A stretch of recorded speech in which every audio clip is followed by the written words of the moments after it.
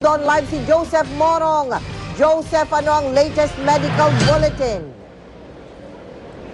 Yes, Mel, dalawang tama ng bala ang tinamo nitong si Jason Ivler matapos nga siya makipagbarilan sa mga ahente ng NBI kanina. Matapos makipagbarilan sa mga taga-NBI, dinala dito sa kalapit na Quirino Memorial Medical Center si Jason Ivler. May tama siya ng bala sa kanang balikat at sa kaliwang bahagi ng tiyan. Ayon sa mga doktor, tagusan ng mga bala. Tinamaan din daw ang lapayo, spleen ni Ivler at ang malaking bituka nito. Well, critical kasi merong blood loss ng konti. Plus, of course, kasi large bowel yung tinamaan, ibig sabihin, may dumi yun no? So, medyo kumalat yung dumi sa loob ng tiyan. Inoperahan si Ivler at saka sinalinan ng dugo at inilipas sa intensive care unit o ICU. Kritikal ang paunang kondisyon ni Ivler. Nung dinating siya dito, agitated, parang hindi siya conscious. No? So, very irritable. Bukod kay Ivler, sugatan din sa barilan sa Blue Ridge si NBI agent Ana Labaw na daplisan siya ng shrapnel. Ligtas na si Labaw at inilipat na sa Manila Doctors Hospital. Tinamaan naman sa paa si NBI Special Action Unit Head Lito Magno. Ligtas na rin siya. Gustong ilipat ng NBI ng ospital si Ivler pero sabi ng mga doktor kailangan pa raw muna magpagaling ng konti ni Ivler. We are doing our best. We cannot assure 100%, but yung mga gantong senaryo sa aming experience, nagsusurvive yan. Mel, sa pinakahuling medical bulletin na inilabas ng mga doktor ni itong si Jason Ivler bago mag-alas 6 kanina ay sinabi nitong si Dr. Fernando Lopez na patuloy pa ring binabantayan o guarded ang kondisyon nitong si Jason Ivler. Hindi pa masabi ng mga doktor na ligtas na sa panganib itong si Ivler. Nakapagmakalma ito or sedated siya sa mga oras na ito at binibigyan siya ng mga antibiotics para maiwasan ang mga infeksyon. Mel, nakatali yung mga kamay nitong si Jason Ivler dun sa kanyang hospital bed. Paliwanag ng mga doktor, ito daw ay para hindi niya tanggalin yung mga tubo na nakakabit sa kanyang mga katawan. At tinanggal na ang spleen nitong si Ivler at inoperahan na rin ang sumabog na malaking bituka nitong si Ivler dahil nga sa natamo niya mga bala. Usually the wound should be healing, on its way to healing in 7 days time or 10 days. But complete function plus the strength of the wound itself, it will be about 30-40 days. Okay? Mel, hindi pa makapagdesisyon itong mga doktor ni Ivler kung maaari na nilang payagan yung request ng NBI na mailipat sa ibang ospital itong si Ivler. Depende raw yan sa recovery rate nitong si Jason Ivler. Mel? Maraming salamat sa iyo, Joseph Morong. Dinampot din ng NBI ang ina ni Jason Ivler na si Marlene Aguilar kasi sa bahay niya nahuli ang kanyang anak na pugante at nakatutok po doon live si June Veneracion. June? Yes, Mike, nakatakdang sampahan ng reklamong obstruction of justice at harboring of criminal ang ina ni Jason Ivler makaraang masakote sa kanyang bahay ang anak na may kinakaharap na kasong pagpatay. Sa harap ng kanyang abogado, kinuna ng fingerprint at mugshot si Marlene Aguilar, ina ni Jason Ivler. May pagkakataong napaiyak siya habang kausap ang kanyang abogado. Nagbigay siya ng maikling pahayag. I am so sorry, but at the moment, I am in a state of shock. I heard that my son is fighting for life and death. And so, I really don't have anything further to say at the moment.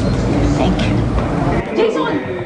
Minsan ang sinabi ni Marlene Aguilar Pollard na nakalabas na ng bansa ang anak batay sa email na pinadala sa kanya.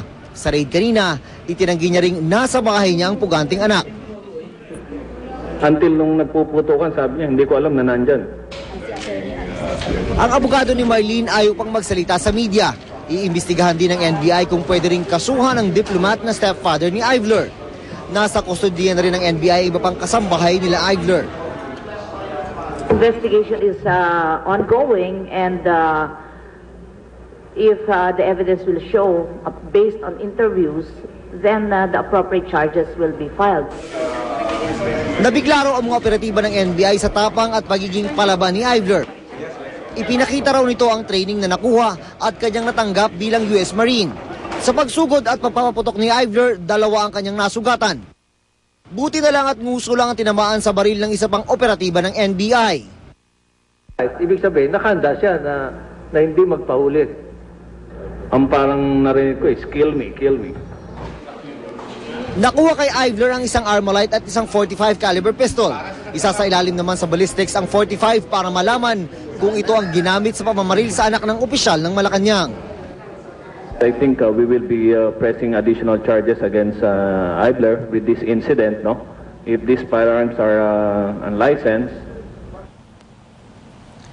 Mike, may ₱1 milyong patong sa ulo nitong si Jason Ivler at ibibigay doon pabuya sa impormanting naging susi sa matagumpay na operasyon ng NBI. Samantala, Mike, ilang minuto pa lang nakakalipas ay tumulak na itong mga operatiba ng National Bureau of Investigation papunta sa Quezon City Regional Trial Court sa Quezon City RTC, isa sa ilalim sa inquest proceedings itong ina ni Jason Ivler. Mike?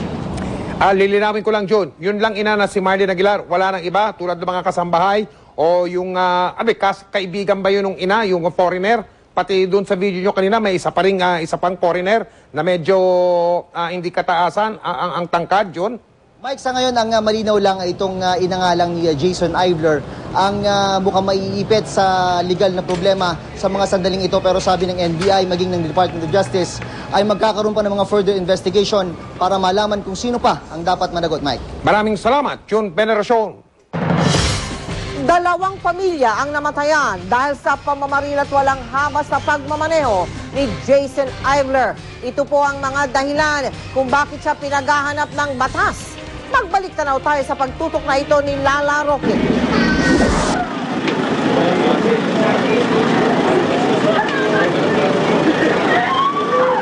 Hindi na inabutan ng buhay ni Christine Abbas ang kasintahang si Renato Ibarle Jr., anak ni Undersecretary Renato Ibarle Sr. ng Office of the Presidential Chief of Staff. November 18, binaril si Ibarle Jr. sa loob ng kanyang SUV sa kahabaan ng Boni Serrano Avenue sa Quezon City. Away trapiko raw ang dahilan.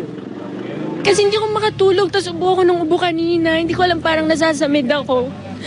Tapos pumunta na ako, nag-dive na lang ako. Ito na yung nakita ko. Natukoy ang suspect, si Jason Aguilar Ivler. Gamit niya sa sasakyan ng amaing si Stephen Pollard, isang British national at diplomat. 2 araw matapos ang pamamaril, lumutang si Pollard sa NBI para magbigay ng pahayag. Ang ina niyang si Marlene Aguilar, kapatid ng singer na si Freddie Aguilar, nagsumamo naman sa anak. Jason, whatever it is, accept your fate. If you are guilty, face it. If you did it, come back.